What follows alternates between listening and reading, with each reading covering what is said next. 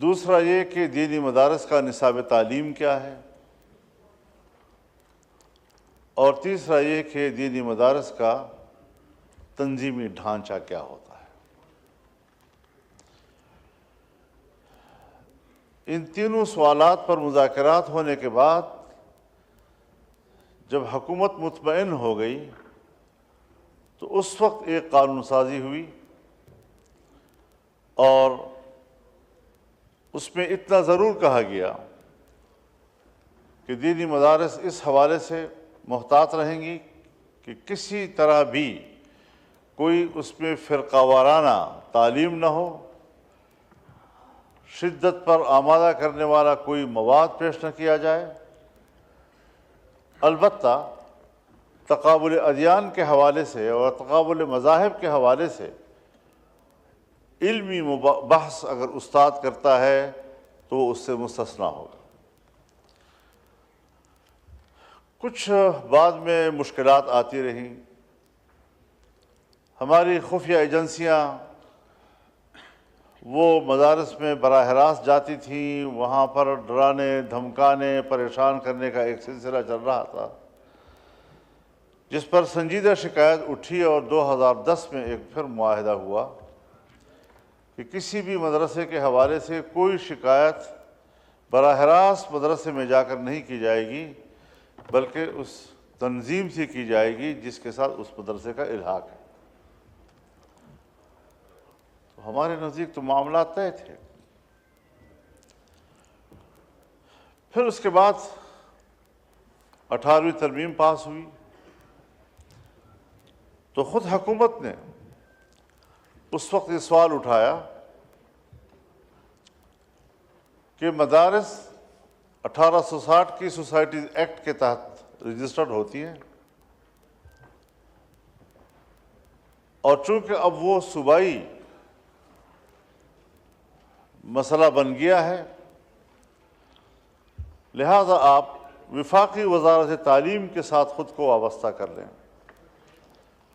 یہ یعنی جیسے ہم ایک ڈاک خانہ تبدیل کر رہے ہیں دوسرے ڈاک خانے میں۔ پہلے ہم وزارت صنعت و حرفت کے ساتھ سوسائٹی ایکٹ جو خالصتاً اسی لیے بنایا گیا تھا کہ پرائیویٹ سیکٹر میں بننے والے جتنے ادارے کمپنیاں ہوں گی وہ سب اسی میں ہی رجسٹر ہوتی رہیں گی، اور اب آئیے وزارت تعلیم کے تحت۔ وزارت تعلیم میں بھی صرف آپ اس نسبت سے منسلک ہو کر رجسٹریشن کرائیں گے، اور جہاں صوبوں میں دفتر ہوں گے وزارت تعلیم کے، وہاں لوگ جا کر وہ رجسٹریشن کارڈ لے لیں۔ اس پر بات چیت ہوتی رہی، لیکن وہ ایکٹ نہیں بنا، وہ محض ایک معاہدہ تھا، اور وہ معاہدہ 3 باتوں پر مشتمل تھا۔ اس میں پہلی بات یہ تھی کہ دینی مدارس جن کی رجسٹریشن ہو چکی ہے وہ برقرار رکھی جائے گی، نئے مدارس کی رجسٹریشن پر حکومت تعاون کرے گی۔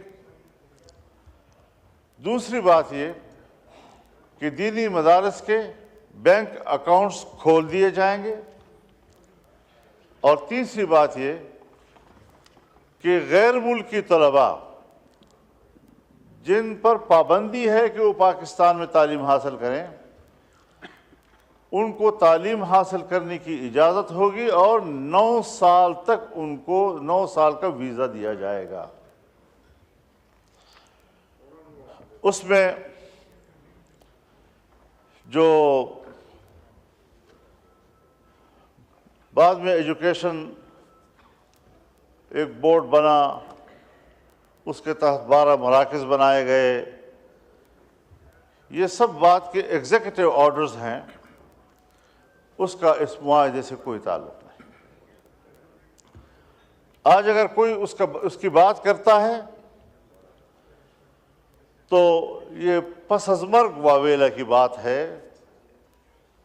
وہ معاہدہ حکومت کی طرف سے ٹوٹ چکا تھا کہ آج تک تنظیمات مدارس دینیہ سے وابستہ نہ تو کسی مدرسے کی رجسٹریشن ہو سکی ہے، نہ ہی کسی مدرسے کا اکاؤنٹ کھل سکا ہے، نہ ہی اس مدرسے کے لیے آج تک کسی ایک طالب علم کو ویزا دیا گیا ہے۔ ہاں، بعد میں کسی کے فیض سے مدارس توڑ دیے گئے۔ اب تک یہی 5 تنظیمیں تھیں، 5 بورڈز تھیں۔ اس کے بعد پتہ نہیں 20-25 بنا دی گئی، جس کا نہ 2004 کے حوالے سے کوئی کردار، نہ 2010 کے معاہدے سے کوئی کردار، اور نہ ہی اس کا کوئی ابھی جو ہماری قانون سازی ہو رہی تھی اس سے کوئی تعلق۔ الیکشن سے پہلے جو پی ڈی ایم کی حکومت تھی تو میں نے جناب وزیر اعظم کی خدمت میں عرض کیا میاں شہباز شریف صاحب سے کہ یہ ایک مسئلہ ہے، الجھا ہوا ہے، اس کو پورا کریں۔ انہوں نے حامی بھری، بات چیت ہوئی، تنظیمات مدارس کے تمام قائدین کو بلایا گیا، ان کی مشاورت و مشارکت کے ساتھ اصول طے ہوئے، اور ہم نے اپنے موقف میں لچک دکھائی کہ ہمیں اعتماد میں لیے بغیر، ہم سے اجازت لیے بغیر آپ نے ہمارے تنظیموں کو توڑا، اور وہ تنظیمیں کہ جن کو ہم نے تسلیم نہیں کیا سو مدارس آزاد ہوں گے، چاہے ادھر رجسٹریشن کرائیں چاہے سوسائٹی ایکٹ کے تحت کرائیں۔ ہم نے لچک دکھائی اس میں، اور اس پر جناب وزیر قانون جناب تارڑ صاحب ان کی طرف سے ڈرافٹ بنا، اور جس طرح معاہدہ ہوا تھا اسی کے مطابق ایک ڈرافٹ آیا اور یہاں ایوان میں پیش ہوا۔ اس ایوان میں اس کی پہلی خواندگی ہوئی، اور جب دوسری خواندگی شکوار ہو رہی تھی تو پتہ نہیں کہاں سے کیا ہدایات آتی گئیں کہ دوران قانون سازی اس قانون سازی میں تبدیلیاں لائی گئیں، اور پھر ہم نے کہا کہ ہم اس قانون سازی کا حصہ نہیں بنیں گے، کہ اس معاہدے، اس کمٹمنٹ جو ہمارے باہمی اتفاق رائے سے ہوا تھا اس کا ضد ہے۔ معاملہ کٹھائی میں پڑ گیا۔ اب اس ایوان کے اندر جس وقت 26ویں ترمیم پر بات ہو رہی تھی تو ہم نے اس میں کہا کہ بھائی وہ ایک چیز، ایک مرحوم بل، ایک معصوم بل اس سے پہلے جس پر اتفاق ہوا اور جس کا یہاں قتل کیا گیا، آئیے اس کو بھی لے آئے۔ جناب اسپیکر، ہم نے یہ نہیں کہا ہے کہ آپ ان مدارس کو اس بل سے نکال دیں، یہ بات میں واضح کر دوں، لیکن ڈرافٹ جو پاس ہوا ہے، بل جو پاس ہوا ہے یہاں سے، اس میں ان وزارت تعلیم کے تحت رجسٹر مدارس کا کوئی تذکرہ نہیں ہے، اور یہ ڈرافٹ ہم نے نہیں بنایا، یہ حکومت کی طرف سے آیا، سو ہم نے اس کو بھی قبول کیا تھا۔ اس پر بھی چونکہ ہمارا کوئی اعتراض تو نہیں تھا، لیکن ہم نے قبول کیا اور پاس ہو گیا۔ جناب اسپیکر، بہتر ہوتا اگر آج اس وقت یہاں ایاز صادق صاحب موجود ہوتے تو ذرا میں ان کے روبرو عرض کرتا۔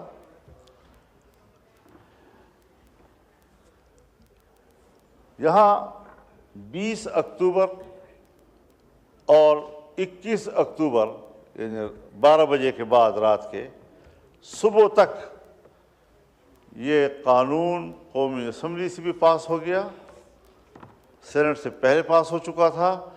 سینٹ میں جب پاس ہو رہا تھا تو تاریخ 20 اکتوبر کی تھی، اور جب قومی اسمبلی سے پاس ہو رہا تھا تو تاریخ 21 اکتوبر کی تھی، اور جو ہی وہ پاس ہوا میرے پاس جکرانی صاحب تشریف لائے اور مجھے انہوں نے کہا کہ سائن سیریمنی پریزیڈنسی میں ہو رہی ہے، فوری طور پر ہم نے وہاں جانا ہے، ناشتہ بھی وہیں کریں گے اور پریزیڈنٹ صاحب ان پہ دستخط بھی کر دیں گے۔ میں نے ہاں کیا، لیکن آدھے گھنٹے کے بعد وہ پھر تشریف لائے اور کہا کہ یہ وہ فی الحال ملتوی ہو گیا۔ ٹھیک ہے،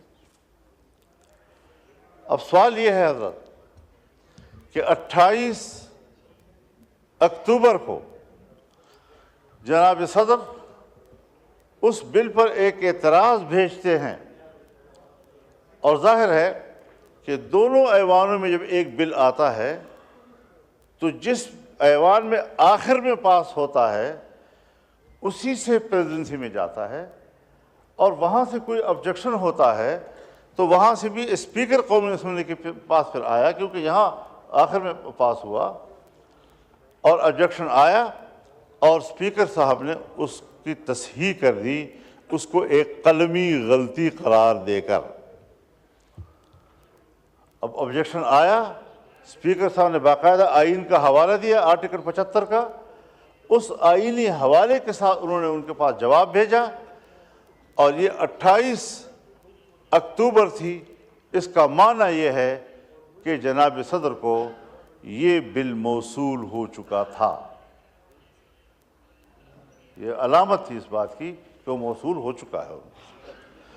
اسپیکر صاحب کی طرف سے جواب چلا گیا اور کہا کہ میں آرٹیکل 75 کے تحت اس کی اصلاح کر رہا ہوں اور کر دی ہے، دستخط کر کے بھیج دیے، اور سینٹ کی طرف سے بھی مجھے یہ اطلاع ملی کہ وہاں سے بھی انہوں نے جو چیئرمین سینٹ تھے اس وقت انہوں نے اس کو ہاں کر دیا اور معاملہ ختم ہو گیا۔ کیوں؟ اس لیے ختم ہوا کہ جناب صدر نے اس پر کسی قسم کا دوبارہ اعتراض نہیں کیا، اس پر اپنی رائے پہ زور نہیں دیا، اسے پریس نہیں کیا، اور جب انہوں نے تسلیم کر لیا اور قبول ہو گیا تو اٹ مینس کہ ان کو ایک اعتراض کا حق حاصل ہے، دوسرے اعتراض کا حق پریزیڈنسی کو حاصل نہیں ہے۔ اور اگر پہلی مرتبہ پاس ہو جائے تو پہلی مرتبہ پاس ہو کر کتنی دنوں میں صدر دستخط کرے گا؟ بظاہر آئین اس حوالے سے خاموش ہے، بظاہر آئین اس حوالے سے خاموش ہے، لیکن چونکہ صدر جناب عارف علوی صاحب کے وقت میں ایک بل یہاں سے گیا، انہوں نے اس پر 10 دن کے اندر دستخط نہ کیے تو یہاں پر ایکٹ پاس کیا گیا، اس کا نوٹیفیکیشن کر دیا گیا۔ سو اگر آئین کا پہلا حصہ وہ خاموش ہے اس حوالے سے، لیکن نظیر قائم ہو گئی، اور اس نظیر کے تحت آج ہم کہہ سکتے ہیں کہ صدر کا وہ اعتراض ویلڈ تھا اور اس کا جواب ہو چکا، اب اس کے پاس دوسرے اعتراض کا کوئی آئینی استحقاق حاصل نہیں ہے۔ لیکن انہوں نے بعد میں کوئی 13 نومبر کو، یعنی 20 اکتوبر کے بعد یا 21 اکتوبر کے بعد 13 نومبر، جس میں 10 دن گزر چکے، یہاں پر آئین صراحت کے ساتھ کہتا ہے کہ اگر 10 دن کے اندر وہ دستخط نہیں کرتے تو پھر وہ ایکٹ بن جائے۔ ہماری قطعی رائے یہ ہے، اور اس پر تمام تنظیمات مدارس نے کل اجلاس کیا، اور متفقہ موقف تمام معلومات اور میٹیریل کی بنیاد پر انہوں نے طے کیا کہ یہ ایکٹ بن چکا ہے۔ اور جناب اسپیکر سردار ایاز صادق صاحب، انہوں نے ایک ٹی وی انٹرویو میں یہ الفاظ استعمال کیے کہ ہماری کتابوں کے مطابق تو یہ ایکٹ بن چکا ہے۔ سوال یہ ہے کہ یہ باتیں کرنا کہ جی وہ بھی تو مدارس ہیں، وہ بھی تو مدارس ہیں، تو تھوڑی سی تبدیلی اگر کر دی جائے تو وہی گنجائش جو پہلے نکالی گئی تھی سو اب بھی نکال لی جائے، ہمیں اس پر کوئی اعتراض نہیں ہے۔ لیکن بحث اس پہ نہیں ہے، بحث اس پر ہے کہ ایکٹ بن چکا ہے اور اس کا گزٹ نوٹیفیکیشن کیوں نہیں ہو رہا ہے؟ یہ کیا نظیر قائم کی جا رہی ہے؟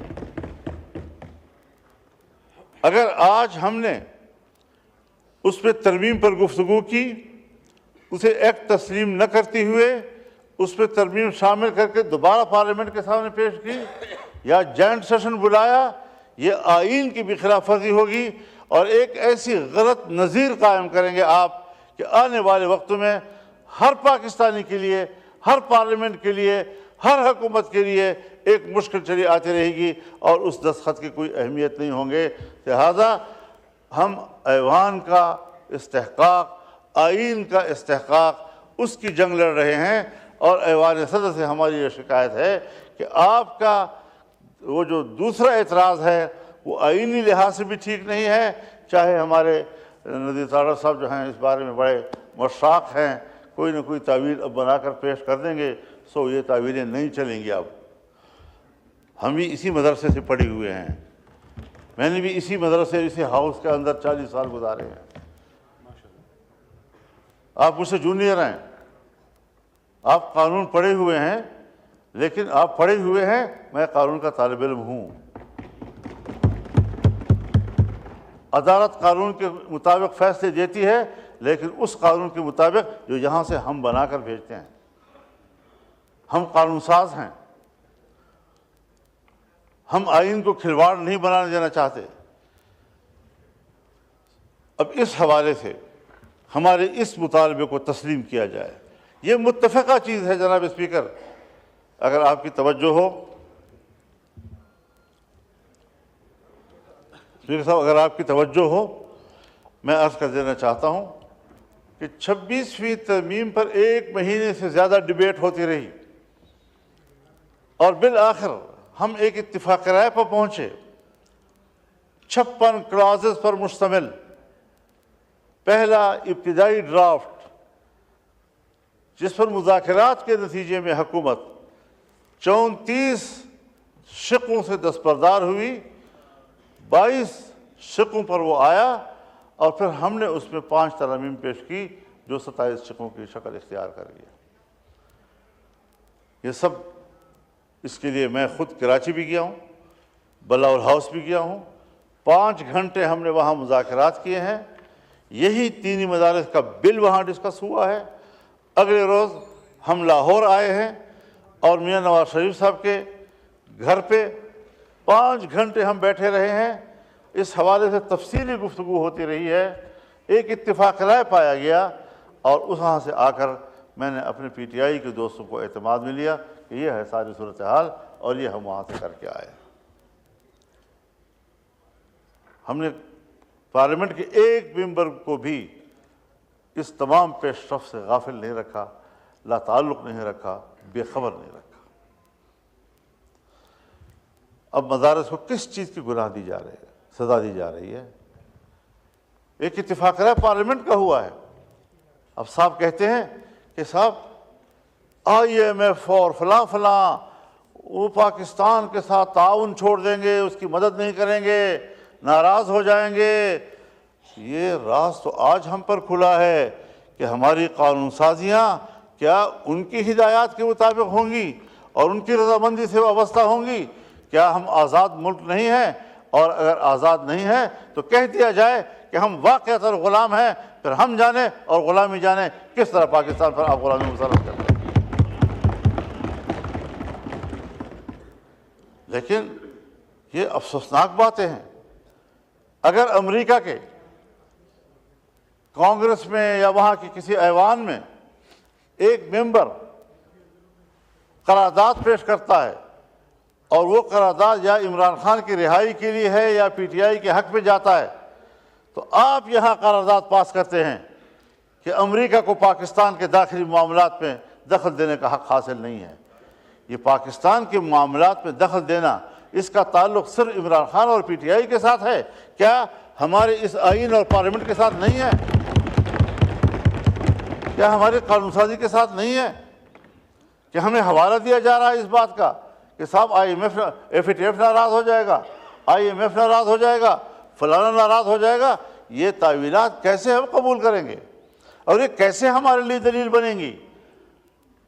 اس حوالے سے پورے ملک بھر میں ایک شدید قسم کی ناراضگی پائی جا رہی ہے، اور ہم رفتہ رفتہ اس بات کی کوشش کر رہے ہیں کہ کسی تلخی کی طرف ہم نہ جائیں، کیونکہ پاکستان اس کا متحمل ہمیں نظر نہیں آ رہا ہے آج کے حالات میں۔ دینی جماعتیں آپ سے تعاون کر رہی ہیں، یہ 2001 نہیں ہے، یہ 9/11 کا سال نہیں ہے، یہ اس کے بعد کوئی 4 یا 5 سالوں کا مسئلہ نہیں ہے۔ دینی مدارس نے 23-24 سال ثابت کر دکھایا ہے کہ ہم پاکستان کے ساتھ کھڑے ہیں، ہم آئین کے ساتھ کھڑے ہیں، ہم جمہوریت کے ساتھ کھڑے ہیں، ہم قانون کے ساتھ کھڑے ہیں۔ پھر ان کا امتحان کس بات پہ لیا جا رہا ہے؟ تو پھر صاف ظاہر ہے کہ ہمیں تکلیف ہے اس بات سے کہ ملک میں مذہب کی تعلیم کیوں ہے، اس کے لیے مختلف ادارے کیوں ہیں، قرآن و حدیث اور فقہ پڑھانے کے لیے ہم نے مدارس کیوں قائم کیے ہیں۔ یہ بات تو پھر آج کی نہیں ہے۔ جب علی گڑھ مدرسہ قائم ہوا اور اس کے نصاب سے لارڈ میکالے نے اس وقت قرآن نکال دیا، حدیث نکال دی، فقہ نکال دی، عربی زبان نکال دی، فارسی زبان نکال دی، جو یہاں کی سرکاری زبان ہوا کرتی تھی، سب نکالنے کے بعد اس کے مقابلے میں مدرسہ بنا جس نے انہی علوم کو تحفظ دیا جس کو انگریز اپنے نصاب سے نکال دیا۔ اور ہمیں جدید علوم سے کوئی ایسا نہیں۔ میں بتانا چاہتا ہوں حضرت آپ کو کہ حضرت شیخ الہند مولانا محمود حسن جب 1919 میں مالٹا سے رہا ہو کر واپس آئے اور یہاں انہوں نے 9 ماہ کی زندگی گزاری، زندگی کے آخری لمحوں میں وہ علی گڑھ گئے اور علی گڑھ کو کہا کہ صاحب ہم مسلمان ہیں، آئیں نصاب ایک کرتے ہیں، جدید و عصری علوم کا اور دینی علوم میں فرق و امتیاز، یہ تو اس سے پہلے نہیں تھا ہندوستان کی تاریخ میں۔ وعلیکم السلام، یہ تو اس سے قبل نہیں تھا، بر صغیر سے باہر بھی کسی دینی مدرسے کا سوچ نہیں ہے۔ تو آئیے آپ نصاب ایک کر دیں۔ ان کو پذیرائی نہیں ملی، اور ہر چند کی ان کو پذیرائی نہیں ملی، تب بھی انہوں نے وہاں جامعہ ملیہ قائم کیا۔ مشترکہ نصاب کے حوالے سے وہ آگے پروان نہیں چڑھ سکا۔ آج وہ جامعہ ملیہ میں دلی کا سب سے بڑی یونیورسٹی ہے، پاکستان بن گیا۔ پاکستان بننے کے بعد مولانا شبیر احمد عثمانی، قائد اعظم محمد علی جناح کے رفیق، پاکستان کا پہلا جھنڈا انہوں نے لہرایا، اور مفتی محمد شفیع عثمانی جو مولانا تقی عثمانی اور رفیع عثمانی صاحب کے والد بزرگوار تھے رحمۃ اللہ علیہ، وہ 51 تک اس بیوروکریسی کے ساتھ، اس حکومت کے ساتھ رابطے میں رہے کہ اب تو نہ ہندو ہے نہ انگریز ہے، آئیں ایک نئے ملک میں ہم ایک نیا نصاب تجویز کرتے ہیں تاکہ ہمارے بچے جو ہیں وہ تقسیم نہ ہوں۔ لیکن یہاں پر بھی ان کو پذیرائی نہیں ملی۔ اب دینی مدرسے کے نصاب کو قبول نہ کرنا، یہ پاکستان کی ابتدا سے لے کر آج تک ہماری بیوروکریسی اور ہماری اسٹیبلشمنٹ کی ایک ذہنیت ہے، اور وہ ذہنیت کار فرما ہے جس کو آج 9/11 کے بعد ایک نئی سپورٹ عالمی سطح پر مل رہی ہے، اور وہ کسی طریقے سے بھی مدارس کے نظام کو تہس تہس کرنا چاہتے ہیں۔ کیوں کر رہے ہو؟ ہم نے تو جدید علوم کا انکار نہیں کیا۔ آپ نے کہا میٹرک پڑھاؤ، ہم نے کہا میٹرک پڑھائیں گے۔ آپ نے کہا BA FA پڑھاؤ، ہم وہ کریں۔ آپ نے کہا A لیول O لیول پڑھاؤ، ہم نے کہا بالکل ٹھیک ہے۔ آپ نے کہا کہ یونیورسٹیوں میں جو مضامین پڑھائے جاتے ہیں کم از کم 3 مضامین کا آپ کے بچے امتحان دے دیں، تو اس کے بعد ہم آپ کو BA اور MA کے گریجویشن کے سرٹیفکیٹ آپ کو مہیا کر دیں گے، ڈگریاں مہیا کر دیں گے۔ حضرت ہم نے اور ہمارے بچوں نے آپ کے سکولز یونیورسٹیز کے بورڈ میں امتحانات دیے ہیں۔ میرے تعلیمی ادارے کے بچوں نے جب آپ کے بورڈز کے اندر امتحان دیے تو پہلی پوزیشن بھی دینی مدرسے کے طالب علم نے لی، دوسری پوزیشن بھی دینی مدرسے کے طالب علم نے لی، اور تیسری پوزیشن بھی دینی مدرسے کے طالب علم نے لی۔ آئے شرح دیکھ لیں، ہمارے بچے، علماء اور مدارس کے بچے کس شرح کے ساتھ کالج پڑھ رہے ہیں اور اسکول پڑھ رہے ہیں اور یونیورسٹی میں جا رہے ہیں، اور آپ اپنی بھی شرح دیکھ لیں کہ آپ کے بچے کتنے مدرسے میں آتے ہیں اور مدرسے میں قرآن و حدیث کے علوم حاصل کرتے ہیں۔ تو ہم تو آج بھی میں تو جدید علوم اور قدیم علوم اور عصری علوم اور دینی علوم اس کے فرق کو تسلیم ہی نہیں کرتا. اس کی ضرورت کیا ہے؟ کیا حضرت نوح علیہ السلام کے پاس لکڑی کا علم نہیں تھا؟ اور لکڑی کا علم تھا تو کشتی بنائی نا. کیا حضرت داؤد علیہ السلام کے پاس لوہے کا علم نہیں تھا؟ لوہے کا علم تھا تو آپ زرہ بناتے تھے، آپ خود بناتے تھے. یوسف علیہ السلام کیا ان کے پاس علم ریاضی اور حساب کتاب اور معاشیات کا علم نہیں تھا؟ تبھی تو انہوں نے خود پیشکش کی کہ مصر کی معیشت کو بہتر بنانے کے لیے اجعلنی علی خزائن الارض انی حفیظ علیم، مجھے اس کے خزانے کا نظام دیا جائے، میں بہت اچھا اس نظام کو جاننے والا ہوں. اپنی خدمات خود پیش کی.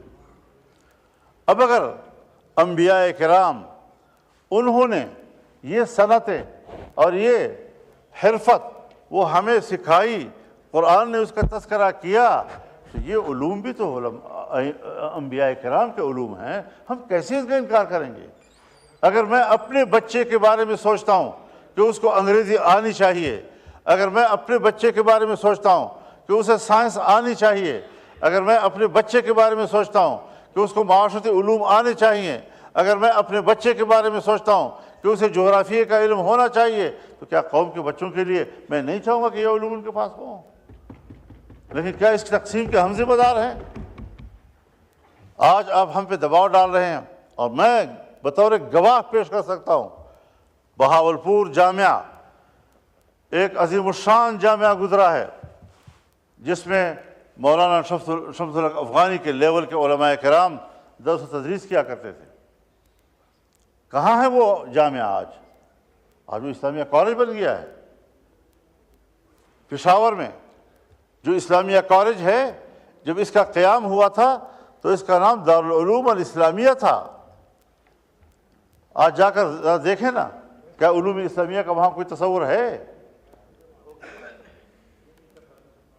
صوبہ سندھ میں ہمارے پاس 2 ایسے مدارس تھے کہ جن میں حکومت کے مشورے سے اسکول کا نظام رائج کیا گیا. آج ایک مکمل اسکول ہے اور ایک مکمل کالج ہے، دینی علوم اس میں کچھ بھی نہیں ہے. اکاڑا میں ایک مدرسہ تھا جس میں اسکول کی تعلیم دی گئی، سرکار نے اس پر قبضہ کیا، آج وہ مکمل اسکول ہے، اس میں دینی علوم کا تحفظ نہیں ہے. تو جب ہمیں تجربہ ہے کہ جہاں جس مدرسے میں آپ آ گئے تو پھر وہ ایک وہ بدو کا خیمہ بن جاتا ہے، سر اندر کیا اور اس کے بعد پورا اونٹ اندر اور بدو باہر. اس طریقے سے آپ کے رویے ہیں دینی علوم کے ساتھ. کیسے ہم اعتماد کریں؟ ہم اپنے مدارس کے حریت و آزادی کو ہر قیمت پر برقرار رکھنا چاہتے ہیں، لیکن ملک میں قانون سے ماوراء زندگی نہیں گزارنا چاہتے. ہم ایک قانون کے تحت رجسٹر ہو کر رہنا چاہتے ہیں. رجسٹریشن اچھی چیز ہے. آپ کہتے ہیں کہ مدارس جو ہیں وہ مین اسٹریم میں آئے، تو رجسٹریشن ہی کے ذریعے سے آئیں گے نا. اور یہ کہنا کہ چونکہ تعلیمی ادارے ہیں لہذا تعلیم کے ساتھ ہونے چاہیے، تو کل کوئی ہیلتھ کی دنیا میں رفاہی کام کرے گا، ایک NGO بنائے گا، پھر اس کو وزارت صحت کے ساتھ وابستہ ہونا چاہیے. رجسٹریشن کا ایک ہی ادارہ ہے، بنا ہے انگریزوں کے زمانے سے آج تک ہمارے پاس موجود ہے، اور اسے کوئی مداخلت آج تک نہیں کی.